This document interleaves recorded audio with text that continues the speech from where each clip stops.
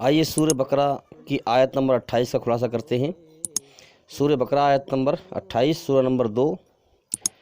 اللہ تعالیٰ فرماتا ہے، سنسار کا سچا مالک، تم اللہ کے ساتھ انکار کی نیتی کیسے اپنا سکتے ہو؟ یعنی تم اللہ کے ساتھ انکار کی نیتی کیسے اپناتے ہو جبکہ تم نرجیو تھے؟ اس نے تمہیں جیون پردان کیا، تم کچھ نہ تھے، تمہیں پیدا کیا، انسان بنایا، پھر وہی تمہارے پران لے لے گا۔ جو تم بول رہے ہو نا، یہ میں جو بول رہا ہوں یہ میرے آتما ہے، پران ہے، پھر وہی تمہارے پران تمہارے شریر سے نکال لے گا، پھر وہی تمہیں دوسرا جیون پردان کرے گا موت کے بعد، پھر اسی کی اور تمہیں پلٹ کر جانا ہے۔ وہی تو ہے جس نے تمہارے لیے دھرتی کی ساری چیزیں پیدا کی اور پھر اوپر کی اور رخ کیا اور 7 آسمان ٹھیک طور پر بنائے، اور وہ ہر چیز کا گیان رکھنے والا ہے۔ اب اس کا کیا مطلب ہے؟ تم اللہ کے ساتھ انکار کی نیتی کیسے اپناتے ہو جبکہ تم نرجیو تھے؟ اس نے تمہیں پیدا کیا ہے، جیون دیا ہے۔ اس کا مطلب یہ ہوا کہ تم دنیا میں یہ سمجھنے لگو کہ میں آزاد ہوں، میں جو چاہوں کرتا رہوں، کوئی مجھے پوچھنے والا نہیں، روکنے والا نہیں، ٹوکنے والا نہیں، کوئی مجھے سزا دینے والا نہیں، سمجھے؟ جبکہ اللہ تعالیٰ نے تمہیں پیدا کیا ہے، تم کچھ نہ تھے، تمہارے اندر اپنی رچنا کو رچا ہے اس نے، اچھائی میں سکون، برائی سے بے چینی، گھبراہٹ، غلطی پر پچھتاوا، شرم کا مادہ، حیا کا مادہ، یہ تمام اس کی رچنا ہے۔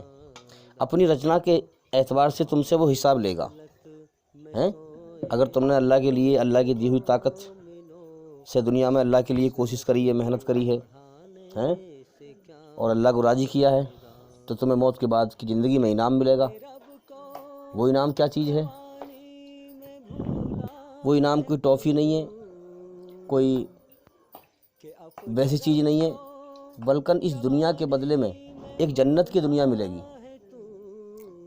اس دنیا کے بدلے میں جنت کی دنیا، اور جو کچھ انسان اپنے من میں اچھا رکھتا ہے، جنت کی اچھائیں جو اس دنیا میں رکھتا ہے، وہ ساری اچھائیں وہاں پر اس کی پوری ہوں گی۔ تو انسان سے کہا گیا ہے کہ تو اپنے آپ کو آزاد مت سمجھ،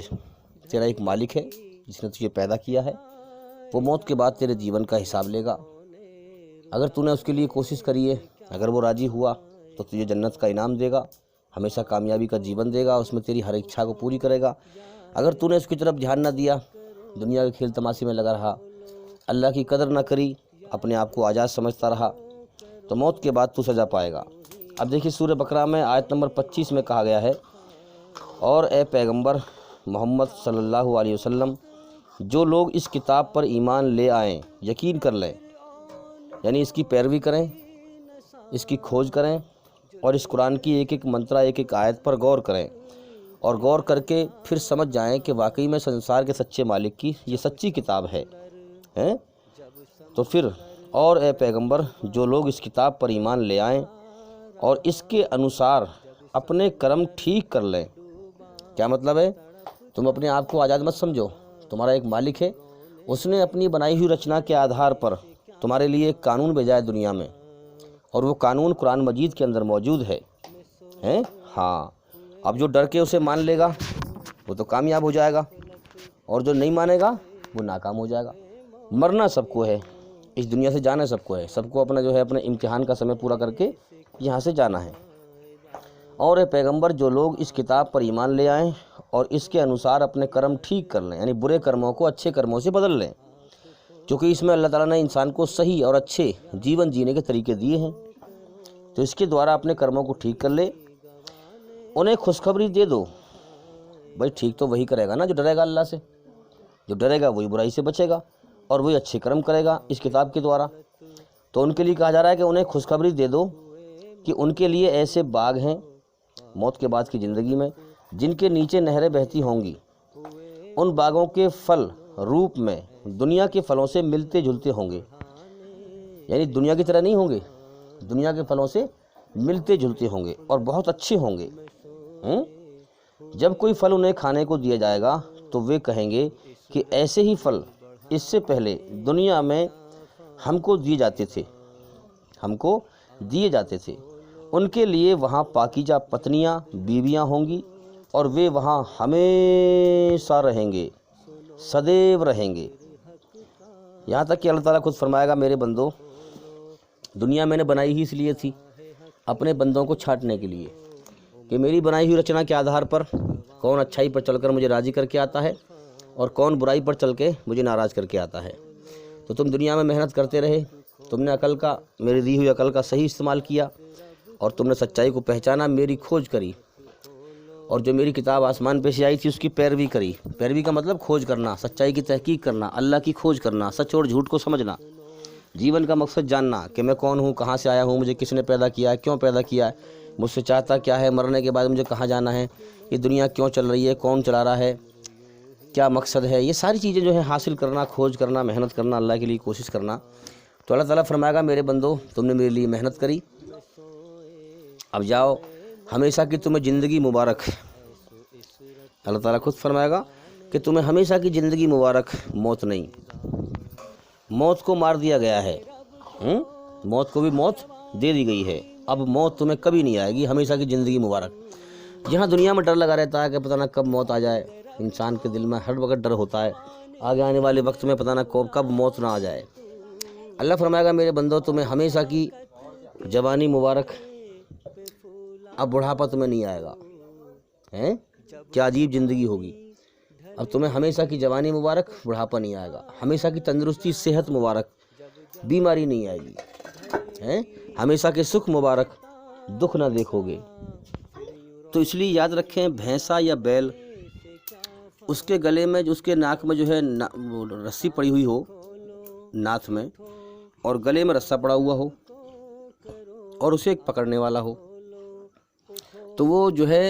جانتا ہے کہ میرا ایک بڑا مالک ہے جو مجھے پکڑ کے چل رہا ہے، تو وہ غلط حرکت نہیں کرے گا، ہے کہ نہیں۔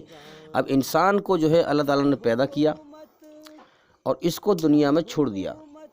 اب اس کو دونوں راستے دکھا دیے، اچھائی پہ چل یا برائی پہ چل۔ تو اسی لیے کہا گیا کہ تم اللہ کے ساتھ انکار کی نیتی کیسے اپنا سکتے ہو، یعنی کہ اس نے تمہیں پیدا کیا ہے، کچھ نہ تمہیں انسان بنایا، تمہیں پیدا کیا، جیون دیا، وہی تمہیں موت دے گا، دوسری زندگی میں وہی حساب کرے گا۔ تو لہٰذا تم اپنے آپ کو آزاد مت سمجھو، اگر تمہیں اپنے گلے میں رسہ پڑا ہوا نہیں دکھائی دے رہا ہے تو تم سمجھو کہ ہم آزاد ہیں، ہمارا کوئی مالک نہیں ہے، ہمیں کوئی پکڑنے والا نہیں، پوچھنے والا نہیں، موت کے بعد حساب کتاب لینے والا نہیں۔ تو یہ خیال دل سے نکال دو، تمہارا حساب کتاب ہوگا۔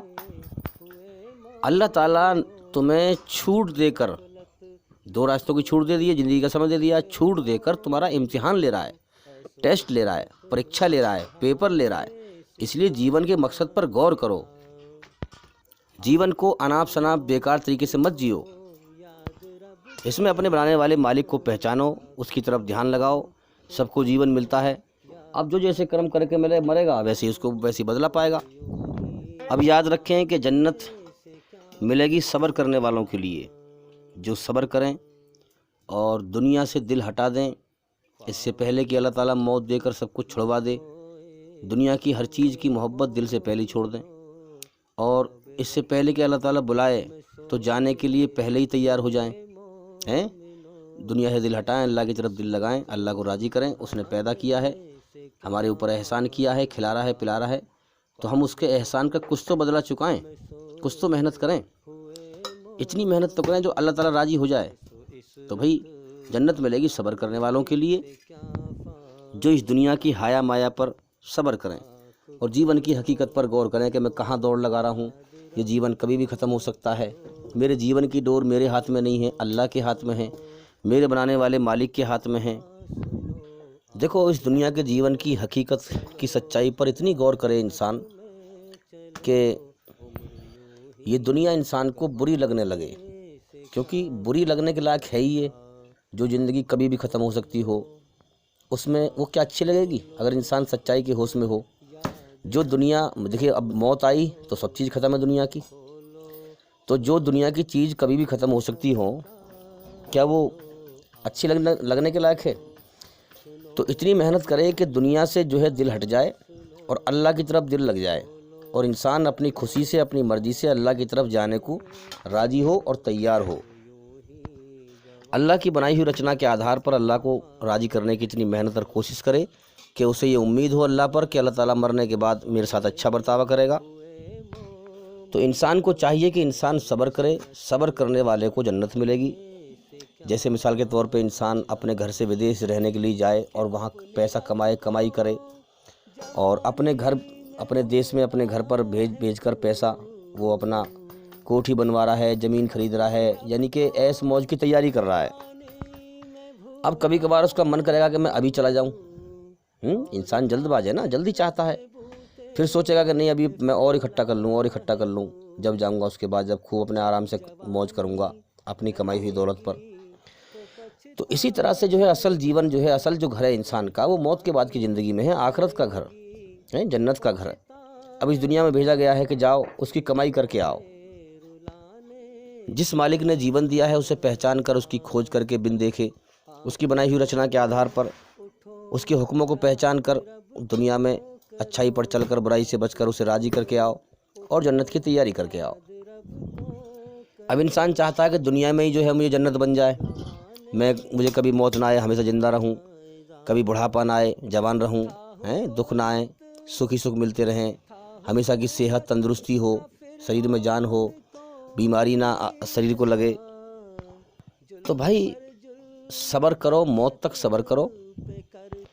اگر تم نے واقعی اللہ کو راضی کیا ہے تو ایسے مانو کہ جیسے کوئی جگہ ایسی ہو جہاں ہلہ مچ رہا ہو، شور مچ رہا ہو، ہنگامہ مچ رہا ہو، ایک پل کو بھی سکھ نہ ہو، بے چینی ہو، انسان کو پریشانی ہو، دکھ ہو، تکلیف ہو،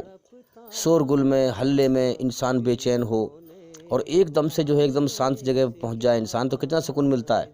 اللہ کا شکر ادا کرتا ہے کہ اللہ تیرا شکر ہے میں شانتی کی جگہ پہ آ گیا اس بوال سے نکل کر۔ تو اسی طرح سے یہ دنیا ایک بوال ہے، اس دنیا کی زندگی میں ایک پل کو بھی چین نہیں ہے، سکون نہیں ہے، کبھی وہ ٹینشن، کبھی یہ ٹینشن، کبھی وہ پریشانی، کبھی یہ پریشانی، آگے آنے والے وقت کا ڈر لگا ہوا ہے، پتہ نہ کون سی حادثہ نہ ہو جائے، کون سی دکھ تکلیف نہ آ جائے۔ تو یہ دنیا ایک بوال ہے، انسان کا دماغ دکھوں میں، تکلیفوں میں، مصیبتوں میں، ٹینشنوں میں جکڑا ہوا ہے۔ تو یہاں شور گل ہے، یہاں ایک پل کو بھی چین سکون نہیں ہے۔ جیسے ہی انسان اگر اللہ کو راضی کر رہا ہے، انسان محنت کر رہا ہے، اس دنیا کی حقیقت کو پہچان کر اس سے دل ہٹا لیا ہے، اللہ کی طرف دل لگا لیا ہے، جیسے ہی موت آئے گی تو اللہ تعالیٰ ایک دم سے اسے امن شانتی کی جگہ پر پہنچا دے گا، سلامتی کی جگہ، جنت، سورگ۔